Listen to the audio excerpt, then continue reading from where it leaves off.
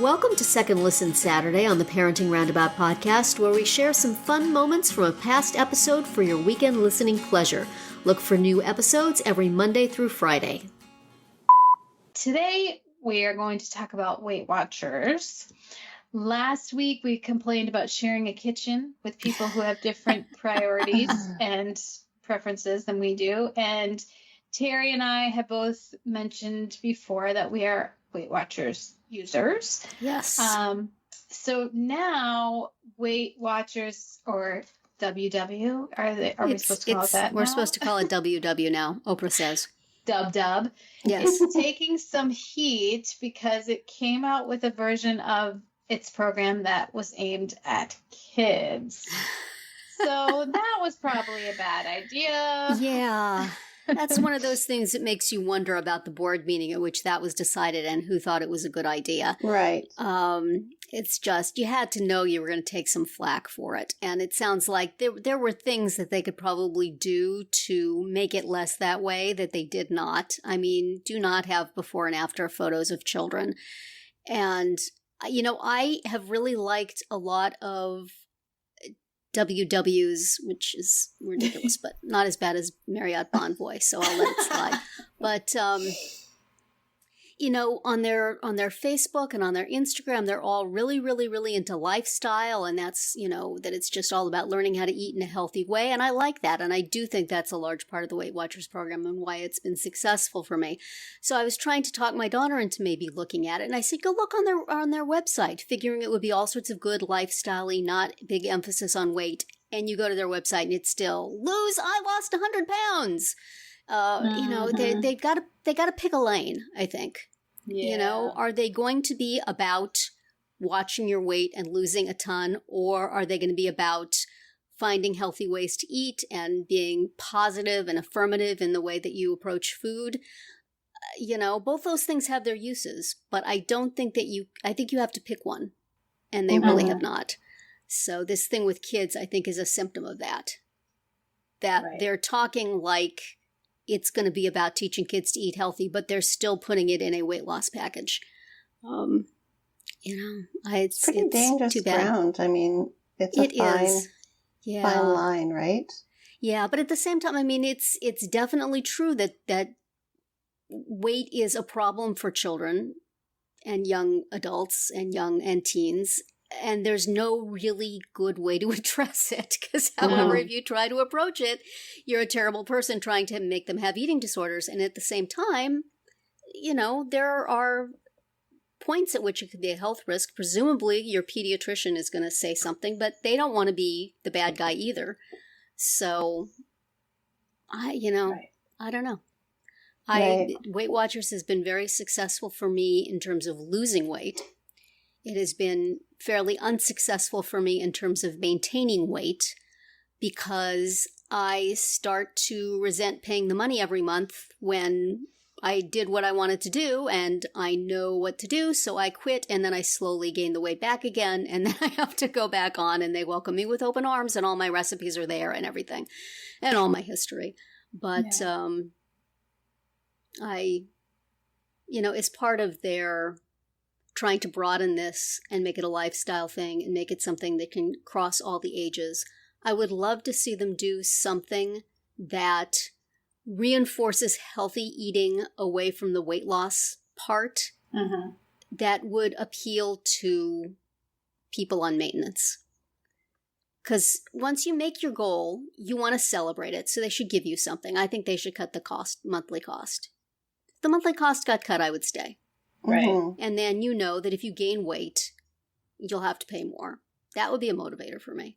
But of course, then I suppose you could just lie. Isn't that about, I thought that was kind of how it worked. I don't think so. It didn't work that way the last time. But, or at least give me like 1,000 of those points that they're letting you use on something.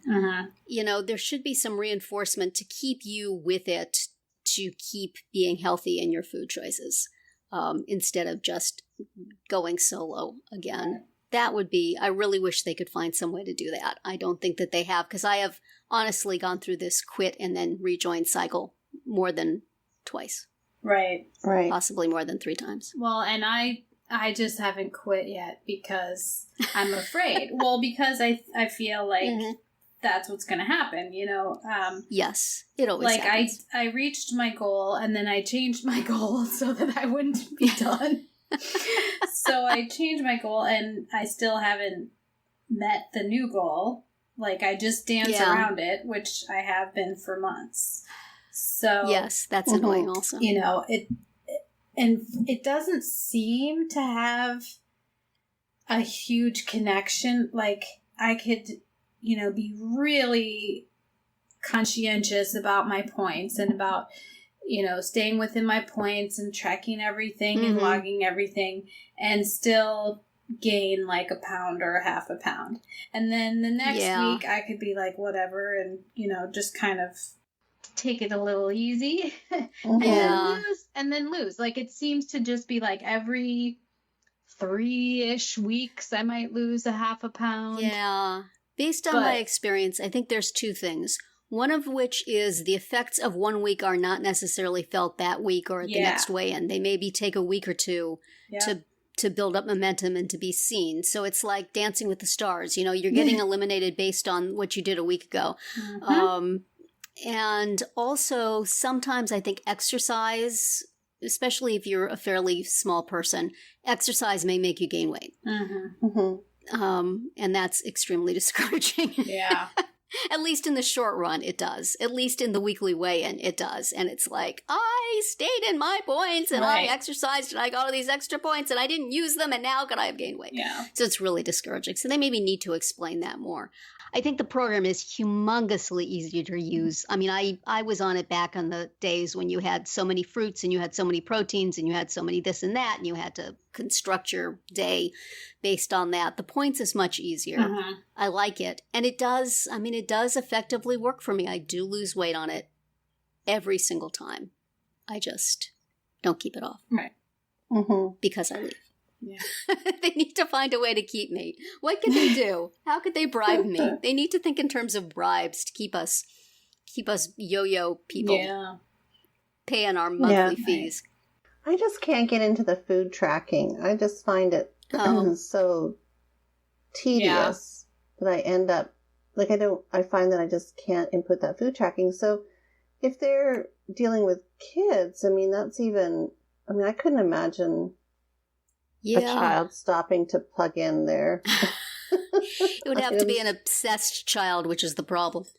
Well, and I think maybe their thought is like, you know, kids are online all the time. It's sort of like a gamification kind of deal.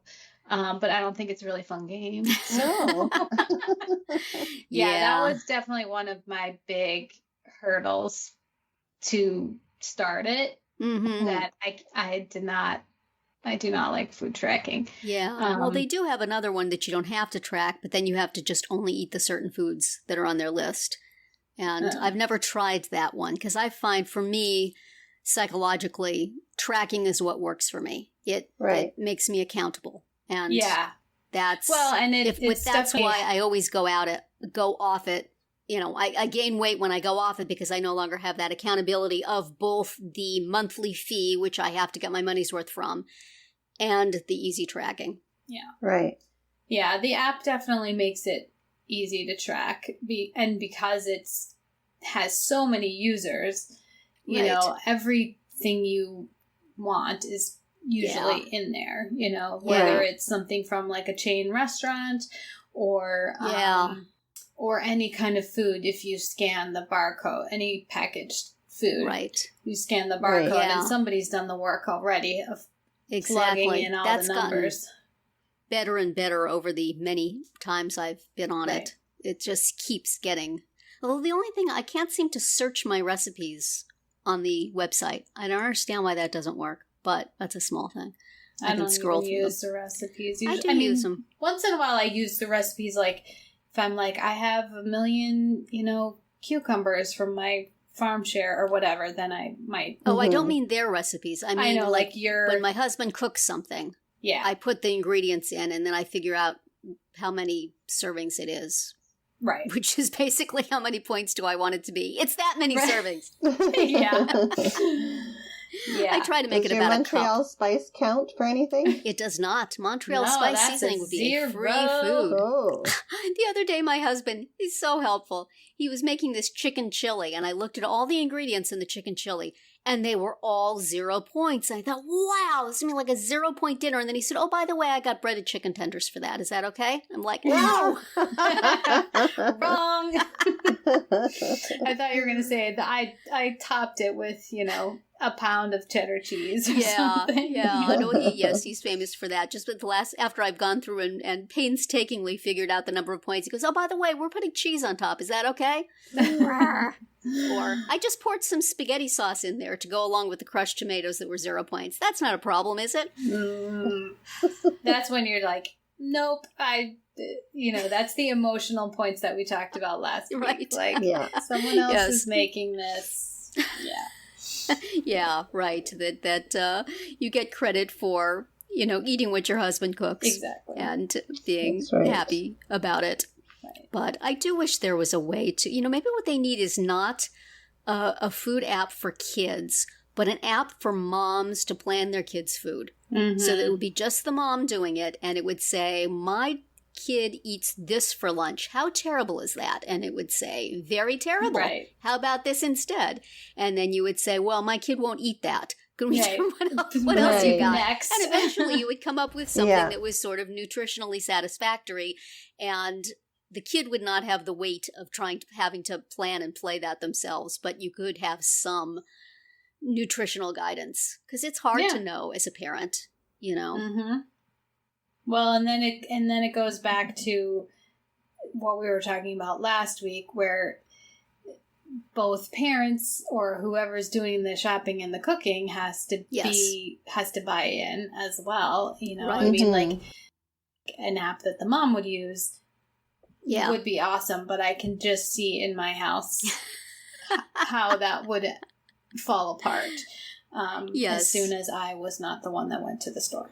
So there would have to be some sort of gamification of it that you could get your spouse could play it and get rewards for like planning and shopping correctly. Yes. Supermarket sweep game. Yeah. How many low-fat foods can you gather? But then there's also, I know one of the raps on this Weight Watchers app was that they're making the wrong nutritional choices, that they're saying non-fat, but in fact some fat is good, and yet you can listen to something else and they'll say just the opposite. I was listening to a podcast the other day, somebody was going on and on about this thing being good, this thing being bad. It's like nobody agrees. Yeah. So as a parent, you're trying to be healthy for your kid, you're trying to steer your kid towards healthy choices, you're trying to steer yourself towards healthy choices, and it's like, I don't know. Maybe in 5 years they'll find Cheez-Its are good for you. I do really think it depends on the person too. I think some people's bodies just really respond to like high protein, low carb, or some people, respond better to more carbs and less fat, or whatever it is. Yes. I did this project where I edited all of these articles that were about all different kinds of diets, from like Mediterranean, which isn't, like a commercial diet. It's just a way of eating, all the way to like super crazy, cabbage soup or whatever. And, there's just, it works. This thing works for some people and that thing works for other people. And there's basic consistencies like, fiber is good and vegetables are good. Yeah. Well, it's difficult. I wish pediatricians would just like sit your kid down and say, this is what you should eat, and this is the punishment you're going to have if you don't do it. Take it out of our hands, Well, I feel like this topic could easily take up, way more time than what we have, because there's so much to unpack with it. Yes. And then of course, the more we talk about food, the hungrier I get. Yes. So talking about diets is kind of cheese cracker sandwiches in my pantry. not. Yeah, so I'm going to end it right here. Yes. before we do anything that we're going to regret.